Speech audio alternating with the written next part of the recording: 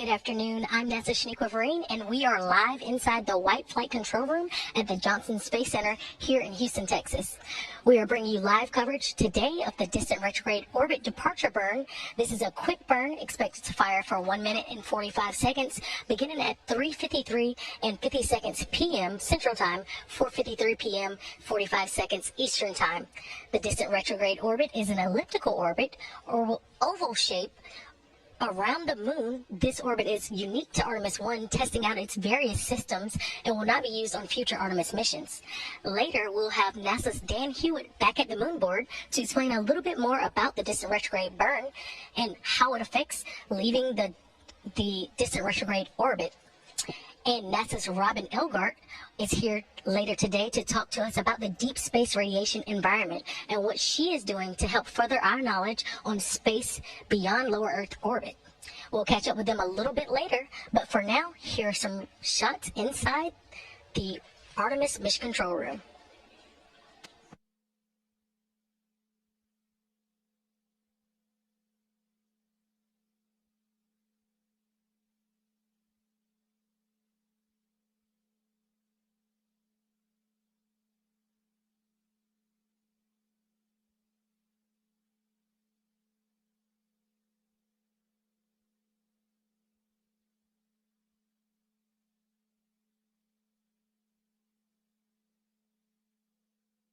And we're hoping for some views from Orion a little bit later. Currently, you're seeing the arrow tracker used to track Orion.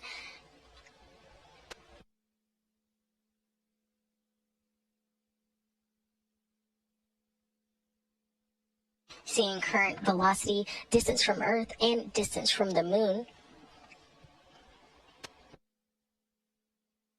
Following a successful launch on Wednesday, November 16th, NASA's uncrewed Orion spacecraft is ready for its distant retrograde orbit departure burn today on day 16 of its 25-and-a-half-day mission beyond the lunar surface. Orion lifted off atop the Space Launch System rocket at 1:47 a.m. Eastern Time from Launch Complex 39B at NASA's Kennedy Space Center in Florida. The distant retrograde departure burn prepares Orion for a second lunar flyby, or that RPF, the return powered flyby, and Earth insertion burn, and finally preparation for a re-entry and splashdown planned for December 11th.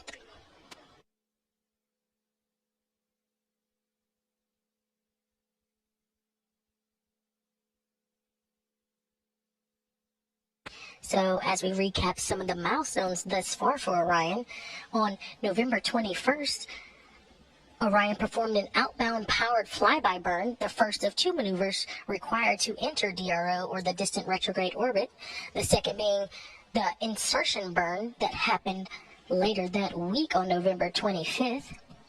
At the time of the outbound powered flyby, Orion was just 81 miles above the lunar surface. Throughout the mission, the spacecraft performed a series of outbound trajectory correction burns to put Orion in the proper configuration to enter the distant retrograde orbit. So remember, 81 miles above the lunar surface on November 21st, and by November 22nd, Orion exited the gravitational sphere of influence of the moon and was at a lunar altitude of nearly 40,000 miles.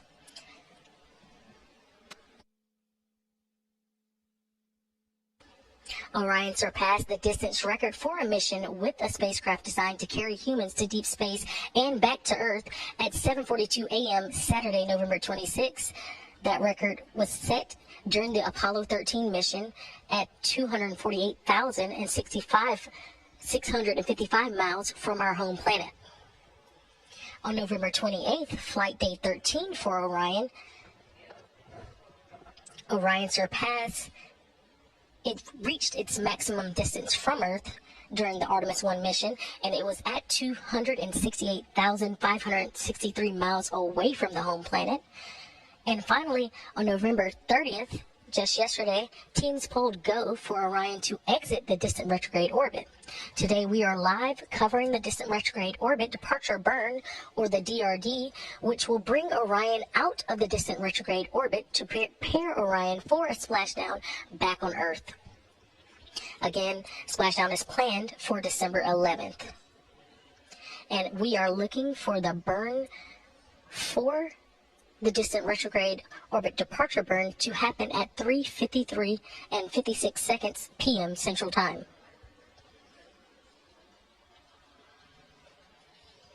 Again, let's get a little insight from NASA's Dan Hewitt at the moon board. It's been a fantastic mission, but all great things must come to an end. It is time for Orion to leave its orbit around the moon and come home. So we are getting ready for distant retrograde departure. This is going to be a firing of those engines on the European service module to actually commit us to leaving the lunar orbit and coming back towards Earth.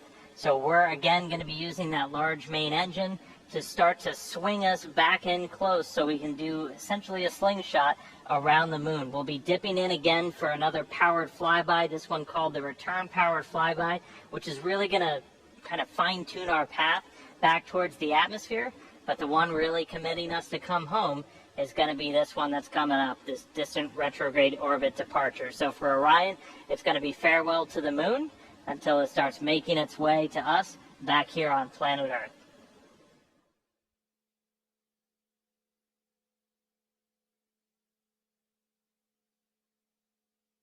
Back inside the Artemis Mission Control Room, or the White Flight Control Room here at Johnson Space Center, we see the control room, and we have lead flight director for Artemis 1 mission, Rick LeBrode, and his team monitoring and preparing for this upcoming distant retrograde orbit departure burn. Here with me now, I have a special guest today on console. This is Robin Elgart, space radiation element scientist. She will discuss the deep space radiation environment and what we are learning on missions like Artemis 1. Hi, Robin. Thank you for joining me today. Thanks so much, Shaniqua. I'm happy to be here. And can you tell everyone what a space radiation element scientist is? Of course. So, as a space radiation element scientist for the Human Research Program at NASA, I am responsible, along with my excellent team, for developing and executing a robust research strategy to understand, characterize, and hopefully mitigate the health impacts to humans from the space radiation environment. And so when we talk about space radiation, why does NASA care? Well, it turns out space is a radiation environment, and so our astronauts are actually radiation workers. And so that means that we know that radiation is a health hazard for them, and we need to do our best to characterize that and mitigate that. And so this radiation comes from 3 different places in our universe. First, we have our galactic cosmic rays. Galactic cosmic rays are theorized to be the result of stellar explosions, where things like supernova are accelerating particles throughout the universe. Right? And so you can imagine how fast these particles are going. And then we have trapped radiation. Trapped radiation is actually a consequence of our Earth having a beautiful magnetic field, and it protects us from all sorts of things, but it also traps some of that radiation that's zipping around out in our solar system inside these belts, which are called the Van Allen belts. So those are these sort of donut-shaped rings around our planet. And then thirdly, and probably the most well-known, are solar particle events. And these are when the sun sort of belches out some extra solar particles and out into our solar system. Okay, and you mentioned solar particles. Can you explain a little bit of what those are and how they could affect the Artemis missions to come? Absolutely. So the sun is a giant rotating ball of magnetized plasma, which is sort of mind-blowing when you think about it. And it creates an incredibly complex magnetic field throughout our solar system, and also on this what we think of as the surface of the sun. And those some localized areas of the sun those magnetic fields in those localized areas can get really tangled up and entangled with each other, and that creates something that we all know of called sunspots. And you can actually see these with the appropriate kind of telescope from down here on Earth. These sunspots can create sort of active regions where the local magnetic fields are really entangled. And just like anything, you can, something that builds and builds and builds energy, at one point it just gives up. And so these magnetic fields, they break and they reconnect down into a lower energy state. That energy has to go somewhere. And so that energy is released as this huge amount of energy release, some of which can actually push particles out from the solar corona, as well as the particles out in the solar system, out into the solar system. And so that's what's called a solar particle event, when those particles are accelerated out from the sun, out into the solar system. Awesome, and that is definitely something worth caring for. On Artemis 1, on flight day 13, on November 28th, Orion reached its maximum distance from Earth. Now, we know that that maximum distance was 268,563 miles from our home planet.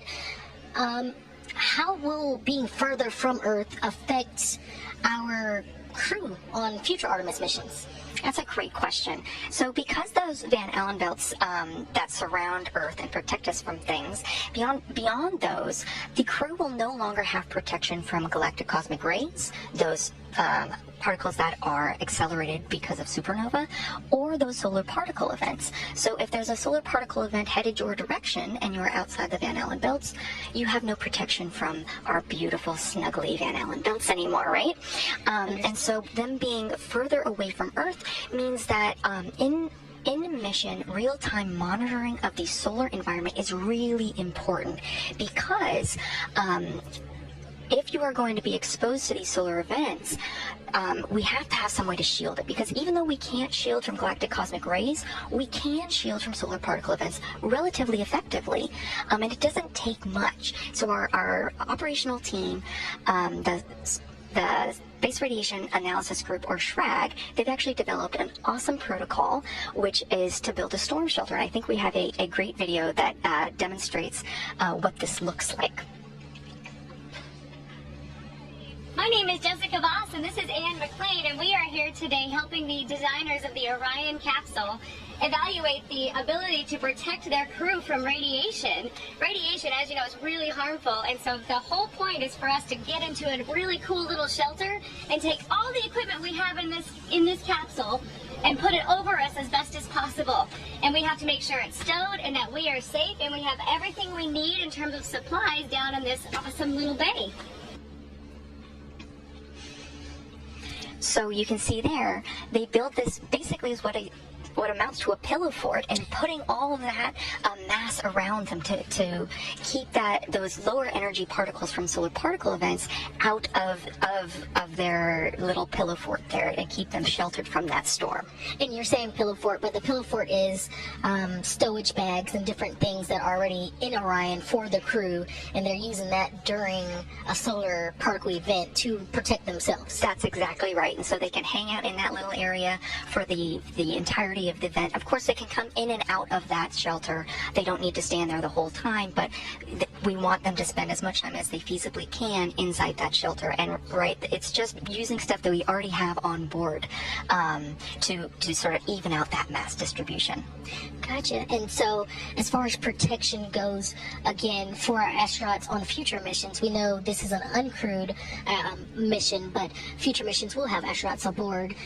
What can we expect beyond this for astronaut protection in terms of radiation? Great question. So like you said, this is it's uncrewed, but even on these first short-term missions, we are still learning things about the radiation environment. We have a radiation detector up there now, HERA, which is constantly taking data right now, and we're actually seeing how what makes that pillow fort. We have a sensor in there right now, and we can see that it actually is providing protection compared to the sensor that is outside of that bay when they transited through the Van Allen belts, because that's a similar type of radiation to solar particle events. But moving forward, the uniqueness of the space radiation environment really makes for a hefty challenge when it comes to doing research down here on the ground. So we don't have the same amount of protection strategies up in space as we do down here on the ground. Usually when you're in a radiation oncology department, you have time, distance, and shielding. Well, in space, You can't get away from the solar radiation and the galactic cosmic rays, and you can't really shield it either. So the only thing we have is time. But of course, if we're talking about a year mission to the moon, we're talking about 3 years mission to Mars, time starts to become a problem too. So that's where the space radiation element is coming up with new strategies of how we might be able to protect the crew, which includes things like health monitoring, early disease screening for the things that we are concerned about, including cancer, cardiovascular disease, immune changes, and potentially even neurocognitive defects, as well as looking for some sort of compound-based countermeasure that can help the body protect itself from that biological damage. We might not be able to stop the physics, but we might be able to help the biology. That's amazing. I know our crew will need to be protected from those rays as we enter into future Artemis missions. On our future missions, we talked about the protection, we talked about space radiation. Is there anything left that we didn't talk about that would be relevant to what we're learning about space radiation on this mission or even future missions that are planned? On this mission in particular, I really just want to give a huge shout out to our operational team, the Space Radiation Analysis Group, because they have worked so hard on getting their detectors up to speed, and they're really starting to see their models play out. You know, they saw when Orion went behind the moon and came back out, and we finally got that signal again. Sure enough, there was a 30% drop because of the moon itself providing shielding to the capsule. And so just a really huge shout out to that team, because they have done amazing work. They're working 24-hour console to support this mission, and they really deserve mad props. Thank you very much, and thank you, Robin, for coming and joining us here today, telling us a little bit about the deep space radiation environment and why it's important to the Artemis missions overall. Thank you so much, Shaniqua. Happy to be here. Thank you.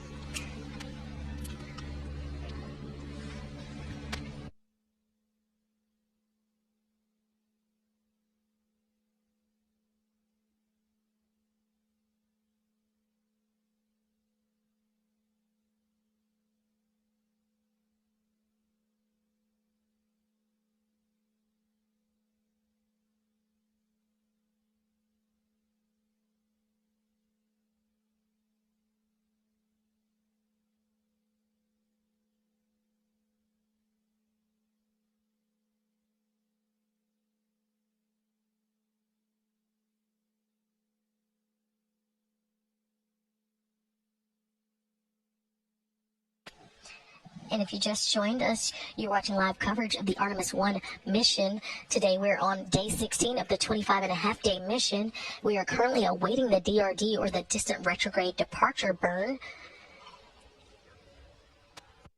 And we're looking for that burn to happen at 3:53 and 56 seconds p.m. Central Time, 4:53 and 56 seconds p.m. Eastern Time. So about 4.5 minutes out now from that burn.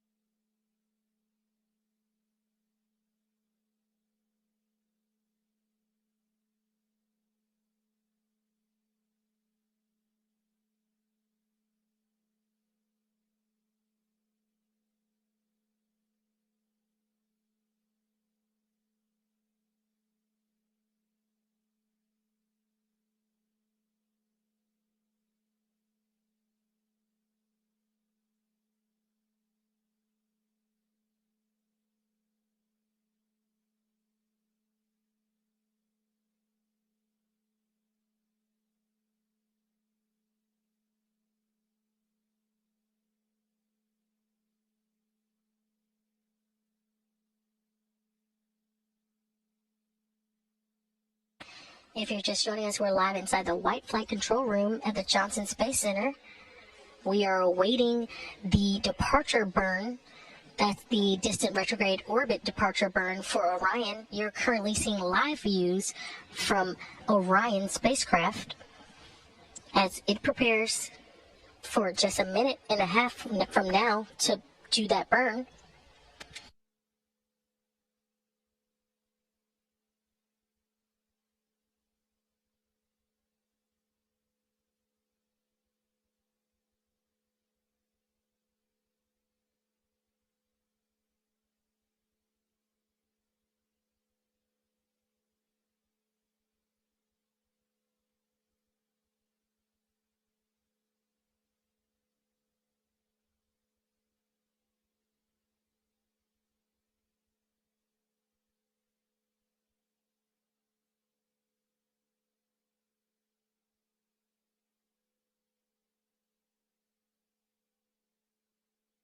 Just about 10 seconds away from that burn beginning.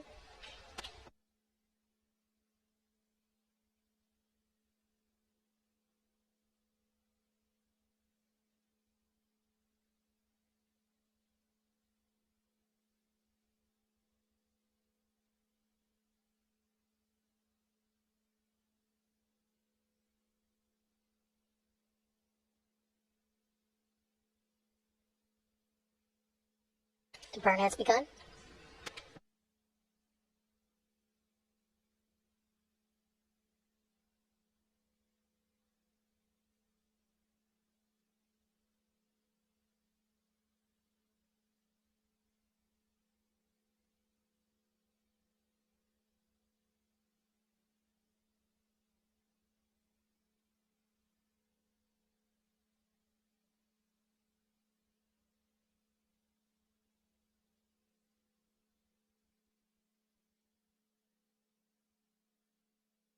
And we're halfway through the burn.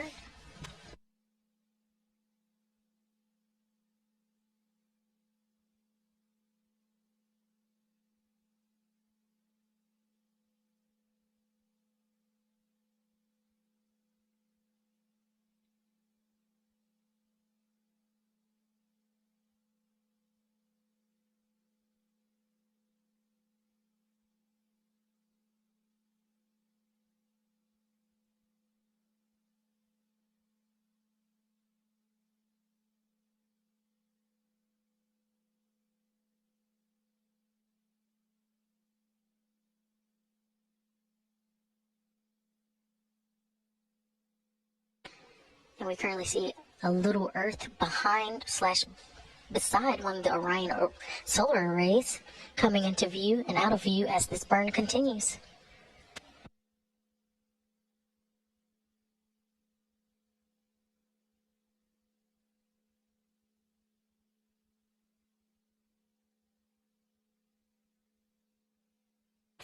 And a nominal burn has been called in the room.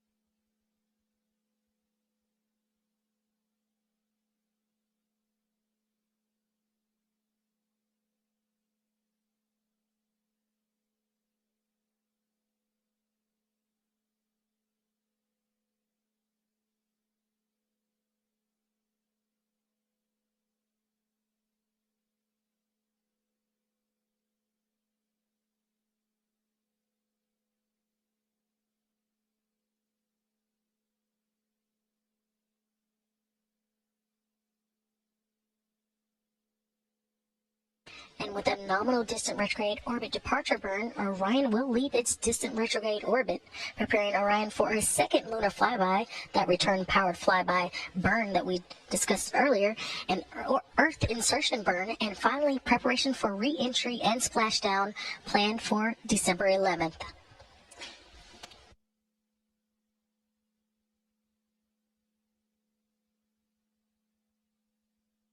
Again, Orion has had a successful, a nominal 1 minute and 45 second distant retrograde orbit departure burn.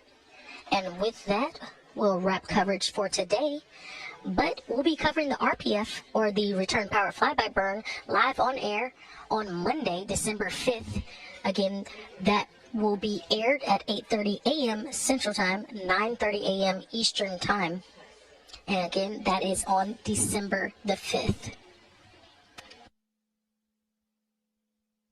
Before we air that December 5th return power flyby for Orion, be sure to check out live coverage of the U.S. EVA on December the 3rd. Showtime beginning at 5 a.m. Central Time, 6 a.m. Eastern Time.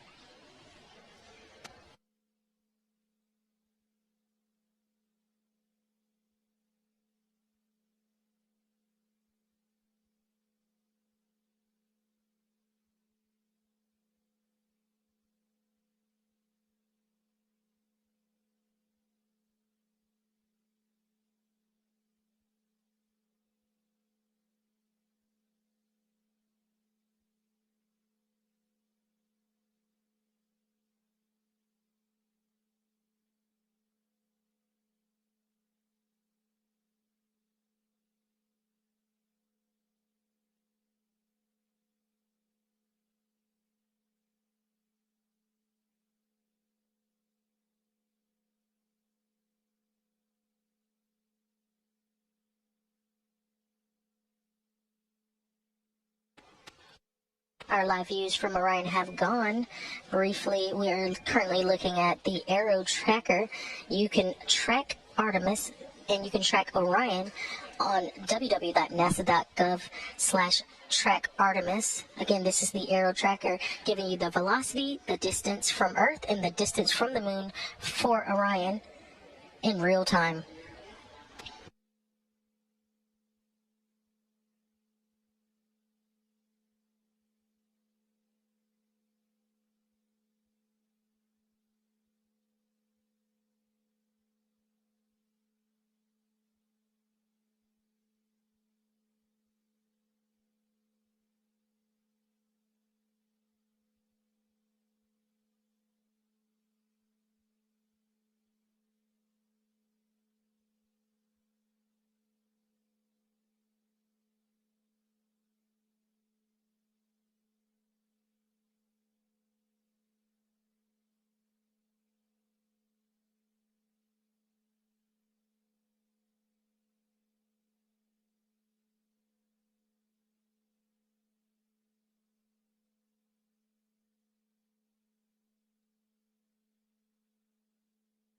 Again, we had a nominal distant retrograde orbit departure burn.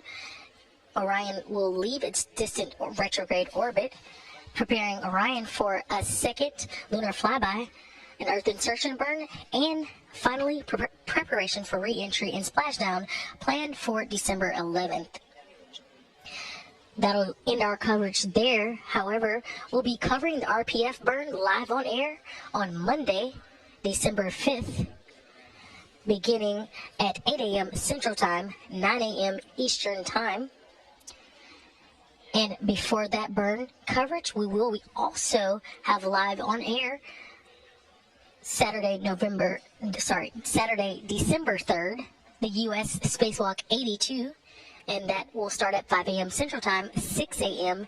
Eastern Time. And be sure to follow along with our daily blog posts as Orion continues its journey to the moon and beyond and prepares for its trip back home. Follow the blogs at blogs.nasa.gov/Artemis. Again, thank you for joining us, and that'll wrap coverage for today. This is Mission Control, Houston.